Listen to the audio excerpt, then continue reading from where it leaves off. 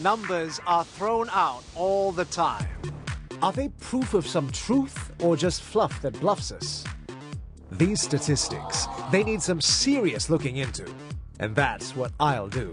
I'm Brendan Fernandez. We find out the story behind the statistics.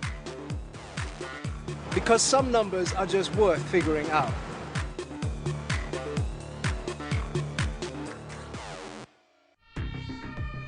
Tuesday, another busy day for our restructured hospitals.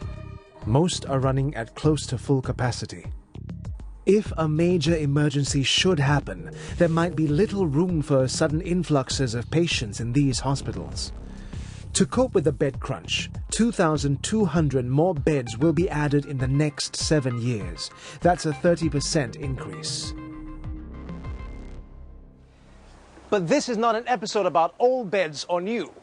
This episode is about a sick person and the help he or she receives before getting to that bed. I'm talking real power. I'm talking about this. Standing at 2.88 meters tall, 2 meters wide, and 5.9 meters long. This is the unsung hero in the race to save a life. When you call 995, 46 of these emergency ambulances stand ready to answer the call of duty. So we're asking, are 46 ambulances enough to get people to hospital? And how much time do we have to snatch somebody from the jaws of death? In the last 15 years, Singapore's population increased from 3.8 million to 5.31 million. On top of that, the proportion of elderly has increased too, from 7.2% in 2000 to 9.9% last year. This is significant because somebody 65 years or older is 3 times more likely to use an ambulance. That can only mean one thing: more calls to the emergency ambulance service. Hello 995, Ishak speaking. How may I assist you? This 995 helpline is managed by the Singapore Civil Defence Force. The ambulances are free for real emergencies. For example, situations when a person becomes unconscious or has problems breathing. And these calls for help have been increasing at an average rate of 10% every year. Over the last 15 years, the number of calls went from 59,734 to 142,549. That's a 138% increase. What about call patterns? There were more calls in the day than at night, with Monday seeing the highest number of ambulance calls. Hold on the line. I will dispatch the ambulance. You hold on the line, okay? I need you to do CPR. How about the areas making the most 995 calls? Woodlands, Marsiling, and Yishun. We have a fleet of 46 ambulances. Last year, the SCDF received a total of 142,549 emergency calls. If we divide that by the number of days in a year, 2012 was a leap year, we get an average of 389 calls per day. If we divide that number by the number of ambulances, that means each ambulance makes an average of more than 8 trips per day. That's a lot. How do they cope with all that? When you talk about an average of 5, that means some people actually handle more cases than 5 in a shift. I see. So technically, some of our paramedics could be on the road almost the entire shift without even really coming back to base. Right. But you know, our people are very motivated. They have a very strong sense of purpose. Part of it, I think, is really just the job itself. You know that you're helping people, so you do have that strong sense of purpose why you're doing it. Hello, 995, what's your emergency? It's all about time for these paramedics. Upon activation, the 3 men who crew each ambulance are expected to get on and leave the station within 1 minute. And they strive to reach the patient in 11 minutes. In the old days, they didn't have medically trained personnel on board. What you basically had was a vehicle that could transport patients, In the beginning, it was actually casket companies that ran these services because they had the only kind of vehicles that can take a person lying down. Right. You know, so you throw them at the back of the ambulance and then you quickly run. In the past, what ambulances did was described as scoop and run, because that's precisely what they did: arrive at the scene, scoop the patient up, and run for the hospital. But the ambulance service of today is a world apart. Here's what you can find inside a modern ambulance: a defibrillator, a digital blood pressure set, a ventilator, a resuscitator, and an extrication device. Rather than scoop and run, life-saving help is given inside the moving vehicle.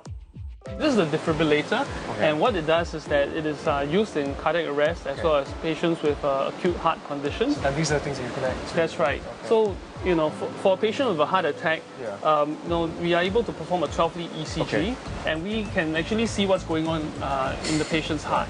And when we see that what looks like a heart attack, all this information can be wirelessly transmitted through this little modem at the side. Oh, I see. There's a modem. Okay. That's right. Okay. So the modem will allow us to transfer the ECG information directly to the hospital that we're heading to. Okay. And when the hospital receives this, they can actually activate the cardiologist, the emergency team.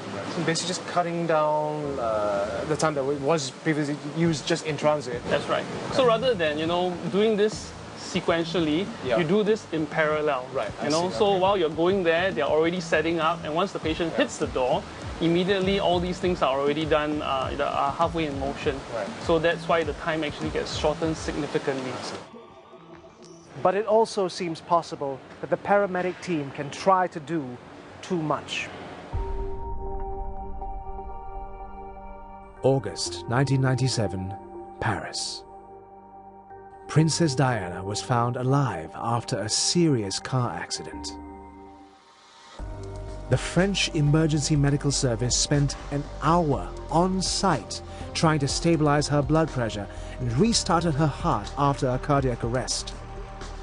The ambulance then went to the hospital at a snail's pace so as not to create further shock.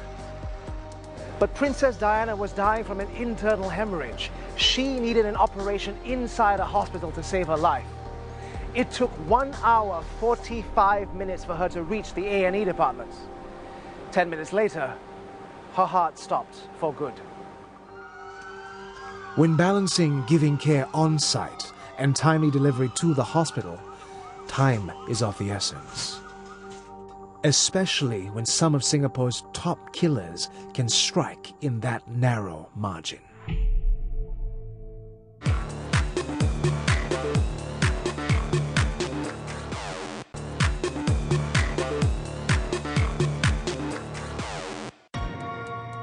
Singapore's top killers often appear in the accident and emergency departments. Accidents, poisoning, and violence, for example, caused 991 deaths. Cerebrovascular disease, which includes stroke, took 1,622 lives. Heart disease killed 3,858. It was responsible for more than 21% of all deaths. The difference between life and death for these patients often lies in time. For trauma, we have this concept called the golden hour of trauma. What you do in the first 60 minutes makes a difference whether the patient will live or die. So in a stroke, the state-of-the-art treatment now is actually to give a clot busting drug. Okay. So this is actually a drug that will reopen the artery that is blocked in the brain. And this has to be done within the first 4.5 hours after a stroke happens. Unfortunately, most of the patients that we see in the emergency department actually come after 4 hours. In other words, it's too late to actually do anything. So, if time is of the essence, the question is, do we have enough ambulances to get patients to the hospitals in time? Singapore has a total fleet of 46 ambulances. It has a total population of slightly more than 5 million. In comparison, Hong Kong has 298 ambulances for a population of 7.17 million. Taipei? 78 ambulances for a population of 2.67 million. I'm not the only one asking if we should have more ambulances in Singapore. The study of ambulance deployment was undertaken by the CARE study group, which Dr. Marcus Ong is part of. The group consists of the Singapore Civil Defence Force, or SCDF, as well as 6 major public hospitals. They spent 3 years trying to improve the way ambulances were deployed. This is what they came up with. This is a map of Singapore in the year 2001. There were 32 SCDF ambulances then, less than the 46 we have now. These red dots represent the locations where the ambulances were based. They were parked in 14 different fire stations.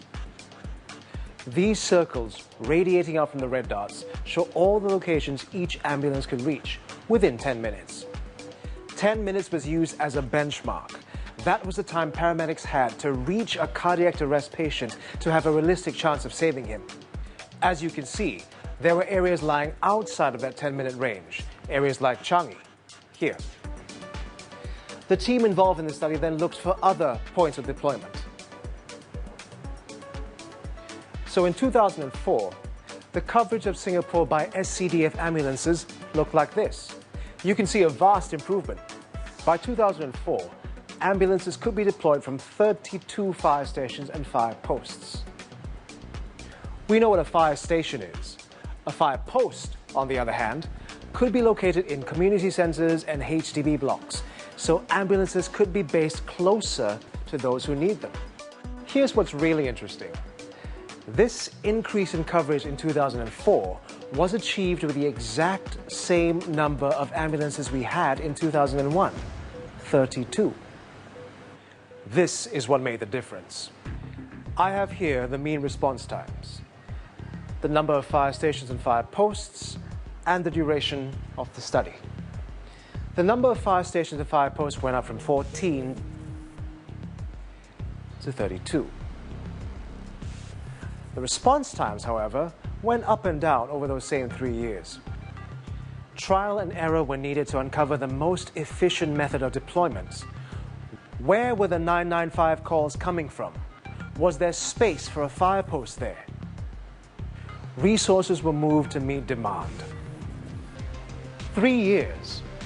There were obvious results. After 3 years, the average response time was brought down from 10 minutes 55 seconds to just over 7 minutes. Over the years, the emergency response time of the ambulance services has improved quite significantly. How did you achieve that? We know that we don't drive any faster because the roads have stayed the same. Right. What we believe is that over time, we've actually opened up more locations, fire posts, closer to people, and that gives us more locations to respond from. That way, the response time to the patients are faster. In your opinion, do we need more, or is it about how we utilize them? What is it? I think it's both. We definitely do need more ambulances, but we don't think that just adding ambulances alone is the solution. We do have to ensure that there's a good quality of service, that the paramedics are able to perform all the important procedures to save lives. But the SCDF is getting some new wheels. 10 more ambulances will be added to the fleet by the end of this year. And fire bikes like these, which can reach the scene quicker, have been fitted with AEDs. Hey, bro. AEDs are automated external defibrillators, commonly understood as the machine that gives you a shock to get your heart beating regularly again. So these bikes give cardiac arrest patients a better chance of survival. So imagine someone that needs to be rescued, okay? And there are 5 links in the chain. The first chain is what we call early access. In other words, how long does it take for someone to recognize that the person is in trouble and activate the emergency system? Okay. The second chain is what we call early CPR, and that is when somebody starts compressing the chest. Okay. The third chain is early defibrillation, giving the electric shock. And the fourth chain is early advanced care. So these will be typically things that a paramedic can do, like putting in an advanced airway device to help you breathe. And the last chain is actually post-resuscitation care, which occurs in the hospital. Right. So as I've described all these elements in the chain, you recognize that the first three elements actually occur before the person actually comes to the hospital. No matter how good your care is or how state-of-the-art your hospital is, it is not going to make much difference if the person actually has not received good pre-hospital care. Pre-hospital care, the care that happens before you enter these doors, is key for a cardiac arrest patient who collapses outside a hospital. The fastest ambulance in the world isn't as good as somebody at the scene who can give life-saving help right away. Someone like you or me.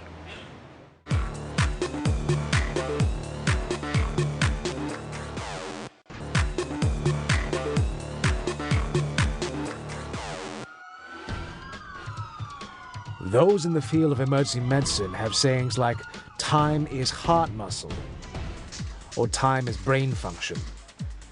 What they mean is the longer the delay before proper help is given, the greater the damage to heart and brain function. And when it comes to matters of the heart, the medical team is really looking at mere minutes before irreversible damage is done. About 70% of cardiac arrests happen at home.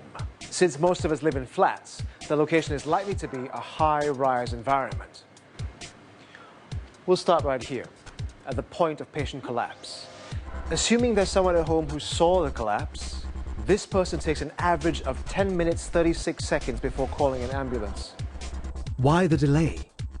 It's very common for the caller to hesitate. He may try using his own methods to wake the patient up. He may call family members instead or knock on a neighbor's door for help. The ambulance is dispatched within 42 seconds. It then takes 9.5 minutes to arrive at the scene. Arriving at the scene means the moment when the wheels of the ambulance come to a stop. That's likely to be in a car park. It then takes another 2 minutes 24 seconds for the paramedics to reach the patient. Why 2 minutes 24 seconds? Remember, the paramedics have to make their way from the car park to the home. They have to find the right lift lobby and maybe jostle with people for space in the lift. For the member of the public, if you have called the ambulance, there are a few basic things that you can do. Firstly, you can make sure you unlock your door so that it's easier for them to come in, right? If you have additional help, you can get people to hold the lift or go down to the bottom of your estate. If there is a security guard, or let's say if you're staying in a large estate, you can inform them to also open the barriers to wait for the ambulance to come and guide them in. Right. Yeah. Okay. So just make it easier for them to get to the patient. That's right. Exactly. These things always help. Right. Paramedics start CPR 1 minute 48 seconds after reaching a patient's side. The first shock from a defibrillator is given at 2 minutes 18 seconds. After 15 minutes 36 seconds of effort, the paramedics may get the patient breathing again, coughing, moving with a palpable pulse or a measurable blood pressure. That's the state called ROSC, or return of spontaneous circulation. Finally, the team reaches the emergency department in 3 minutes 12 seconds. It is an estimated 46 minutes 6 seconds after the point of collapse before the patient is handed over to the team in the hospital. But if you suffer from cardiac arrest, life ticks away in minutes from the moment you collapse. For every minute where no help is received, the person's chances of survival decrease by 7 to 10%. Which means, if no life-saving help is received within 10 minutes of collapse, the cardiac arrest patient is almost as good as dead. In 2012, only 20% of cardiac arrests which occurred outside a hospital received help. 80% didn't. 40 students a year are trained to be paramedics at the Institute of Technical Education. There are also 2,000 paramedics with the Civil Defense. Besides that, not many others know how to give life-saving help. That's why Professor Anantha, an emergency doctor and head of the National Resuscitation Council, wants everybody to take matters into our own hands and become a first responder. Professor Anantha, what's a first responder? What does that mean? Any member of the public can be a first responder. A first responder is someone who makes that personal decision to act in the event of an emergency. I see. You see, and to act means if someone is very ill, or if someone is having chest pain, or if someone has collapsed, you see, to decide that I will do something about it. I'll call for help. Number two, let me assess the casualty. If that casualty is not breathing, right, then he has collapsed. I will start CPR, and I'll keep his heart beating by doing CPR until the ambulance crew arrives. AEDs, or automated external defibrillators, can now be found in some of the biggest shopping malls, community centers, schools, and also below flats. And they can be instrumental tools in saving a life. What is the AED and what role does that play? AED, that refers to the automated external defibrillator. In very lay terms, you can call it the shock machine, the machine that delivers shock. When people collapse from heart disease, the commonest initial heart rhythm is a very irregular, uncoordinated rhythm that does not result in any blood being pumped out of the heart. This uncoordinated, chaotic rhythm has to be set back to normal again.